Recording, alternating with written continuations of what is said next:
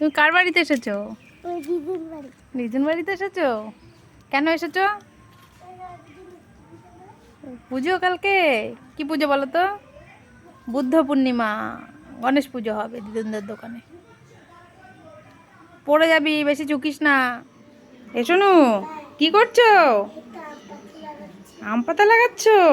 বাবা কি সুন্দর আম পাতা লাগিয়েছে। শোনো, কেন আম পাতা লাগাচ্ছ? ও, দাদু ভাইয়ের দোকানে আজকে পুজো, আজকে তো বুদ্ধ পূর্ণিমা, তাই না? সুন্দর হয়েছে, লাগাও।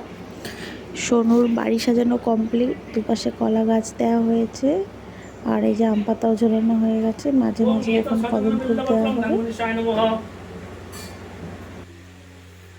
ওম এত সজ্জন পুষ্পং গণেশায় নমঃ। ওম এত পবিত্রাং চিতাং গণেশায় নমঃ। কেনতে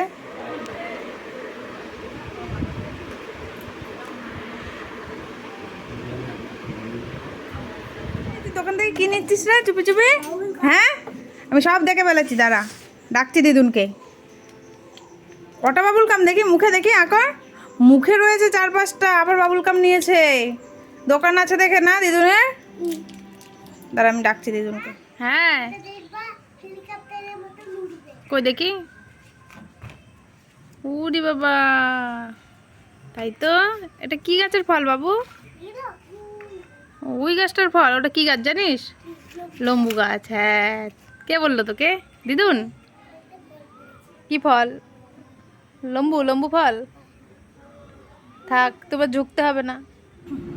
এ শোনু, কি খাচ্ছিস? কই দেখি। ই চকলেট খাচ্ছে, সারা মুখে লেগে রয়েছে। কেমন লাগে দেখতে তোকে, বিড়ালের মতো? দে আমাকে একটু চকলেট। সকালবেলা উঠে কেউ চকলেট খায়? এই যে তোর খাবারটা পড়ে রয়েছে, ধরিস নি, চকলেট খাচ্ছিস তুই।